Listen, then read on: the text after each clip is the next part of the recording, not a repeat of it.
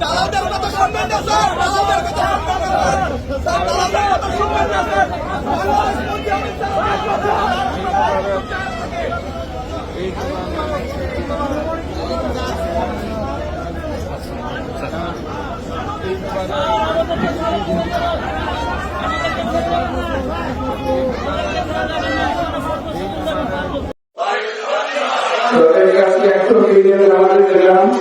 সবাইকে ঈদ মোবারক জানালাম।